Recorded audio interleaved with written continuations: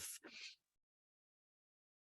What we do is criminal record checks, basically, and identity records, employment verification.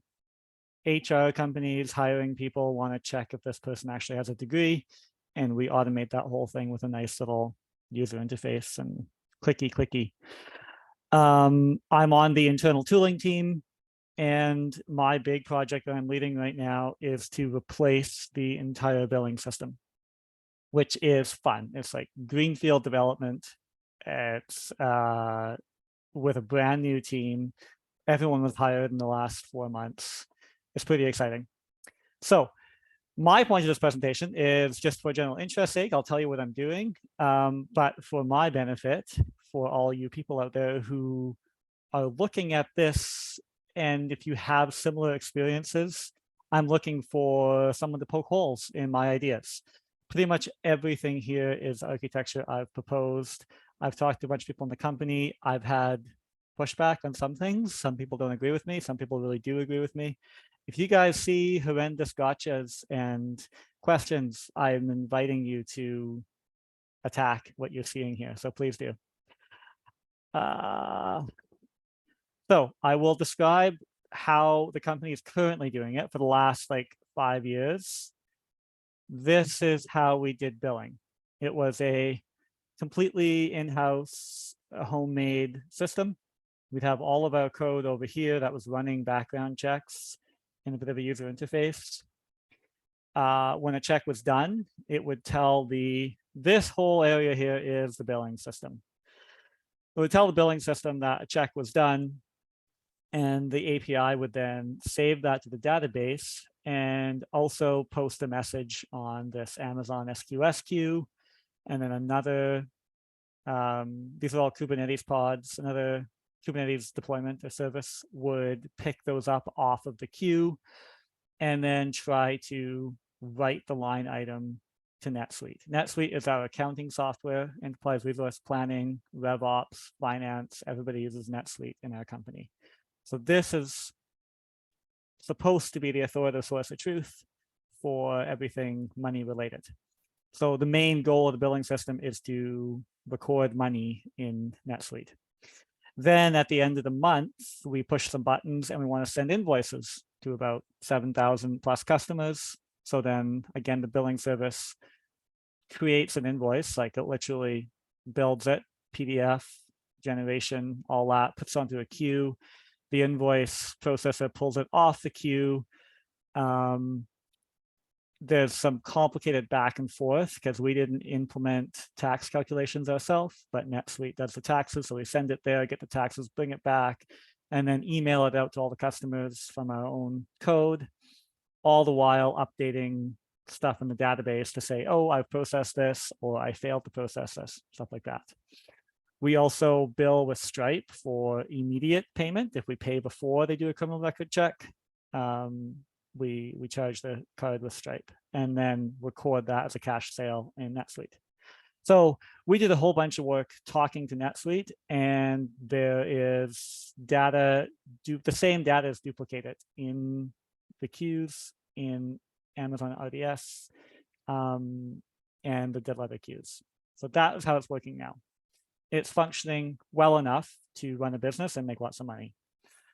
But there were some big features that were missing that we kind of realized, like, wow, it's hard to make a good billing system from scratch. There's a lot of details, things like discounts, coupons, promotions, putting them into the right account numbers, translating the whole thing, allowing your customers to get invoices in their language. We are in 4 countries right now, and we need more languages. We also have a bunch of confidential information, like the applicant, the person you're actually doing the criminal record check on, their email is showing up places it shouldn't be. Payment reconciliation wasn't happening. It was all manual. Customers can't log in and see their invoice history. We can't invoice an entire conglomerate multi-subsidiary company for all their children companies. So these are some big lifts if we would try to make this all of ourselves, to add this to the current system. So decision was made to make a new billing system that would try to leverage online billing as a service. There are SaaS platforms out there that do billing and invoicing. The big famous one is Chargebee. That's a big name right now. Recurly, Chargeify. There's a few floating around. So we thought it would be much easier to get rid of the billing system and have a very, very thin client that kind of just forwards things over. A few numbers to play with because scale is important. And this is one of my main arguments against some of the decisions I've made, is that it won't scale. So we've tried to mitigate that. Our peak is right now about 2 to 5 line items per second at the highest business hours of North America. The API for NetSuite is atrocious. It goes offline randomly. It turns back 503s, 500s. You keep on knocking, nobody answers. So there's a lot of retry and failure logic that we had to build in, or they had to build in before I got here. I feel like I'm going very fast. Are there any questions right now? Is that kind of making sense so far? Good. Okay. So the proposal now is to use this SaaS system. The whole company is a Python company. Why is this window flashing up and down? Jesus, go away.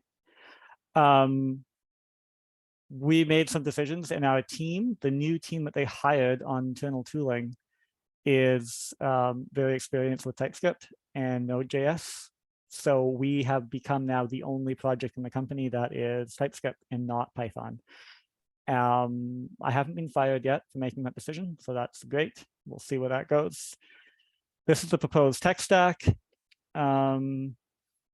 Pretty standard, I think, for people who are familiar with Node.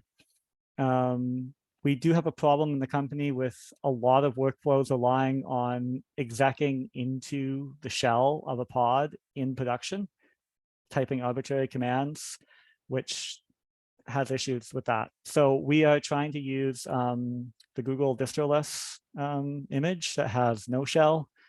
The pod version has no shell, so just to prevent anybody from evolving a workflow that relies on that. And that's the basic tech stack we've proposed. The logo here for the project is a Powerpuff Girl. Her name is Buttercup. That has a long history in the company with some other naming conventions that we've hijacked and moved over. So that's the logo you'll see.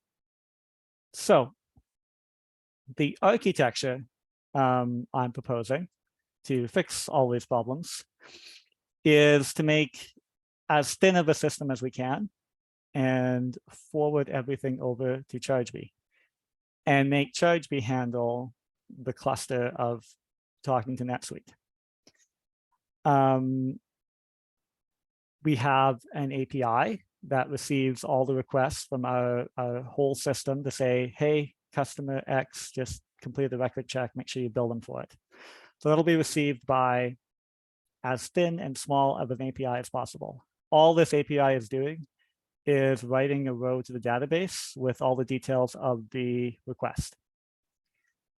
What happens next is the outbox processor is another pod or replica set of pods that are looking at the database and pulling rows off of there that are due to be processed and pushing them into Chargebee.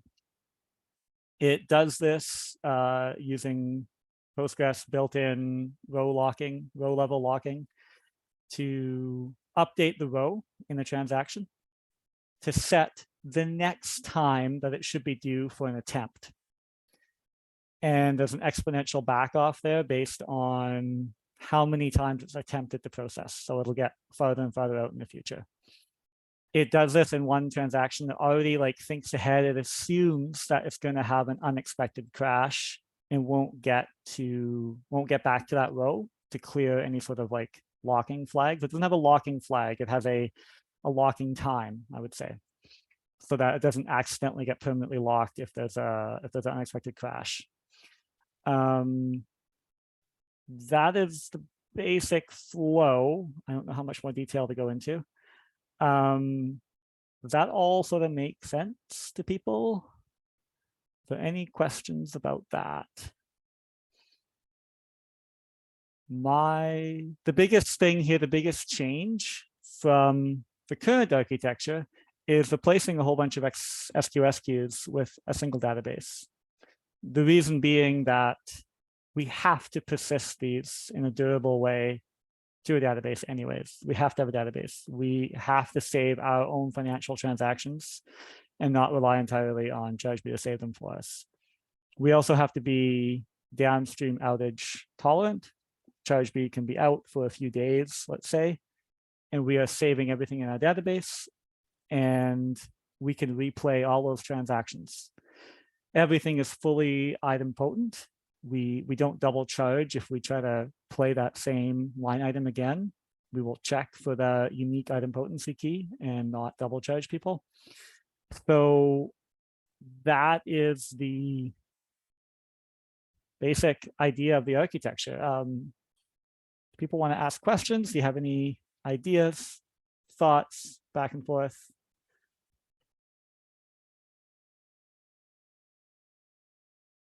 Can't see anybody though. Yeah, it looks fairly simple, which is hopefully a bonus. I think like one concern is like, you know, you're not using a queue for something where like it seems like there is naturally a queue there, and so by not using a queue, you're hoping to save on some complexity, but you're also going to be missing out on the built-in semantics that are offered by a queue, and you're going to have to reproduce them yourself, which is what you're trying to do with like how you're doing row level locking in Postgres. So I think that's something where you like potentially might end up sort of biting yourself, because you're going to have to re-implement something that a queuing system does well.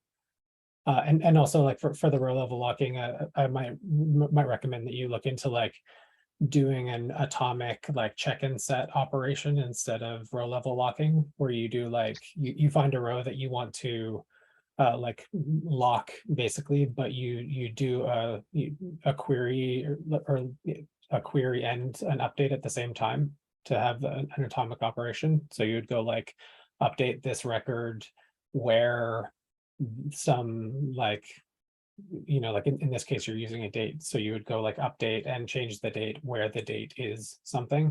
And that way, if something else has already claimed that row, the where will fail. And then you just find another row. It you know, can potentially just like avoid some of the issues that you mentioned with like locking and then unintentionally maintaining a lock for too long and stuff like that. But yeah, if you want to chat more about that, we can chat later. Mm-hmm. Yeah, that was one of the, yeah, instead of using, you're talking about using like an implicit sort of transaction just around a single command instead of opening up a transaction to read and then to write and then close the transaction. Yeah, it becomes like just a atomic sort of check and set operation where it won't do the update unless this other condition is true. And so it ends up having the same effect, but without needing to use the locking mechanism explicitly and having to deal with the other complexities of like explicit row level locking. Yeah. We had that written into a draft SQL file, and it could totally be used again. We just opened it up to allow more logic to happen in between those two. But yeah, right now it's actually useless. We could have it as a single update.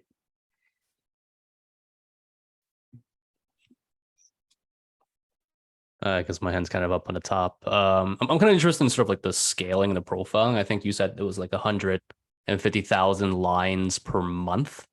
Yeah, on the and I'm assuming that kind of goes into writing into your database, right? And the one thing you get with your SQS is that you can throttle that information, but with going directly to your database, it's you're hitting connection pool limits, and you're hitting some other scaling type of problems that you might not hit now, but maybe in the future. I'm just wondering if you've looked into that, or if you've done some profiling to know which days are more heavy and how to deal with it.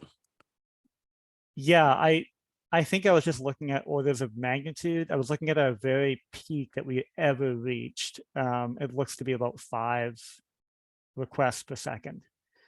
Like for an Amazon RDS instance to handle 5 requests per second is pretty light. Like that's they're advertising the top tier as, you know, a theoretical max being 80,000 per second.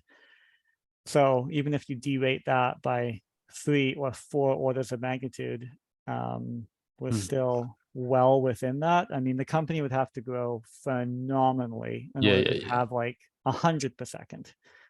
So I totally see the use case of the queues for throttling, but it seemed like a massive overkill when they're using a database that is just so performant and made for that sort of multi client access. Yeah.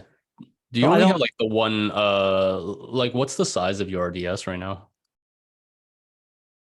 I don't actually know. It's one of the smaller tiers. It's less than 10 gigabyte tier or something. It's a small one. I don't actually know. Yeah. Yeah, because I've done some stuff like this before, and you know, with web crawling, where you have a bunch of things being written in RDS, and I've run into issues where the concurrent connection limit, especially when some writes take a bit longer, get a bit of a problem. But if, you know, you're just running like a simple line of a transaction, it should be okay. You know, especially if it's like an 800,000 limit or something. Oh, wow. Yeah. There's so many orders of magnitude below that. And like you say, the write is not long. The write is a single row. It's not a wide column at all. It's a few columns of writing too. Cool. I can't actually see the order of hands, so I don't know. JD? Yeah, I have one question. Sorry. No, go ahead, JD. Sorry. Oh, okay. No,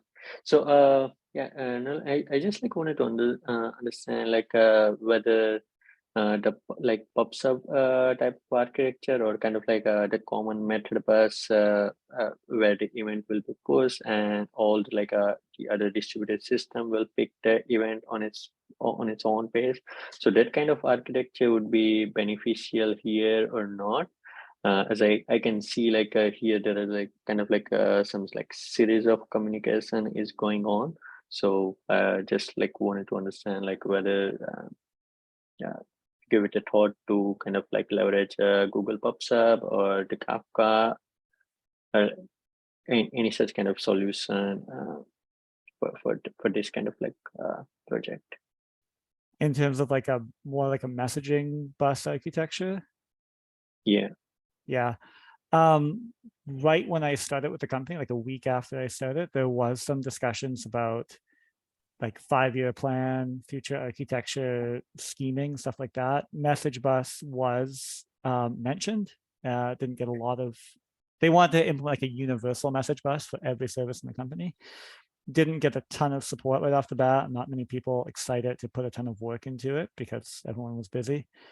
In terms of going into like the Google domain, that was, I'm new. I'm not rocking the boat this much. I don't want to jump to a new architecture provider, new cloud provider.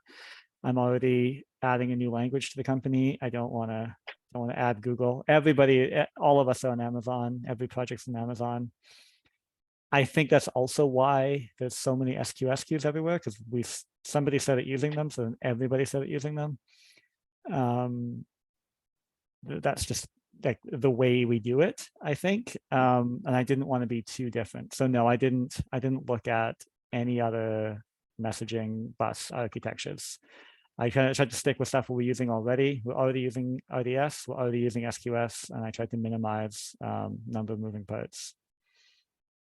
But you're totally right that some of the staff engineers at the company were proposing migrating everything onto a universal message bus, which I think is a good idea. It makes sense. And we also need to see like the number of traffics and again like the resource we have, because the services like Kafka, sometimes it might be like overkill engineering as well. So yeah, kind of agree with you on that. I am a little bit self-conscious about oversimplifying things and getting too annoyed by overcomplication, but then everything seems to be working right now. We're stress testing like 100,000 transactions in a few hours. It seems to be working. Yeah.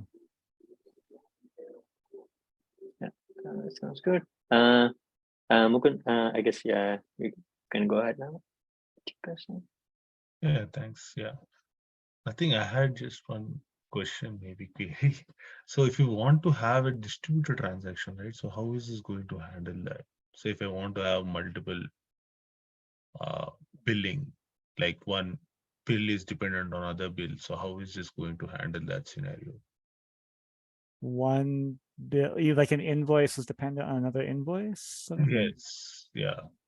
We have, maybe what you're talking about is like consolidated invoicing is what our accounting team calls it. So we have like WestJet corporate head office and then WestJet Calgary, WestJet Vancouver. They all get their own invoice, but then there's one consolidated invoice with all of their line items that is paid by corporate head office. All of that logic is handled by ChargeBee. That's why we're offloading all of that. I don't want to reinvent that and write that all myself. Is that what you were talking about? Yes, yes. So one of the transaction has failed, like for Calgary, it has failed. So how is it going to work for the main office? Because you want to send across an invoice only if all the invoices to the subsection have been satisfied, right? Have been successful. Oh, right. I see. If there's like if you're failing to send a line item from one of the children companies, child subsidiaries. Yeah. What we'll certainly know what line items have failed. The idea is that we are invoicing after the end of the month. So the month closes, the billing period closes on the last day of the month. And in the next 5 days after that, we have to prepare invoices. So we'll be able to see, are there failed items that still haven't made it through the ChargeBee by the first of the month? Everything should be passed through by that night. So yeah, if we have had a ChargeBee outage or our own infrastructure outage that prevented something from getting there during the end of the month, we could certainly manually wait. We could just, if the outage is resolved, we could just wait and it should automatically push them all through. You're right. Maybe, yeah, we should probably have a flag or a check in there to say, hey, don't close the billing period yet. We still have outstanding line items that have failed for that billing period.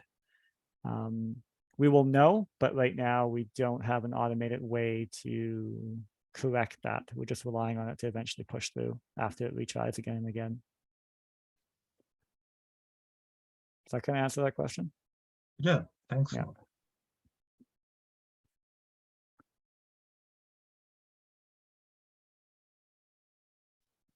Anything else? I can rant on about mono repos and struggle there if anybody's interested in that. You've captivated the audience, Noland. Over time, no one's dropping off. Everyone wants to stay and learn. So you might have to come back for a part 2. Excellent. Well, I'll come back and tell you if it actually worked. We should be launching in a couple of months here. So okay, we expect an update. Yeah, and Nolan, I'll connect with you later, but this is great. Like such a billing system is usually one of the most complex system in any software when they become mature, right? So I think this is a really good knowledge base for just for the community to learn and share and discuss about. We all connect with you. Like this is a great candidate for a new kind of project-based feature that we are working on right now. And yeah, we probably can get more conversations going there. cool. Okay, awesome. We'll end there. Leave us with wanting more. I feel like I need the Bugs Bunny. Like that's all, folks. But one more message I will remind everyone about is next Thursday, 12 p.m. PST, 3 p.m. EST is our HOP demos or hackathon onboarding projects. So the folks that we met today will be presenting their hard work that they've been working on during their first week with Commit. So would be great to see some similar faces, really similar discussions to and presentation style that Nolan did today in terms of explaining methodology and his thought process. So would be great to see some more folks there learning from others in the community. But a huge thank you to everyone joining today and making this part of their day and supporting one another. It's great to see all new and returning faces, and we'll see you in a month's time or next week at our hop demos. Have a great Wednesday, everyone. Thanks, everyone.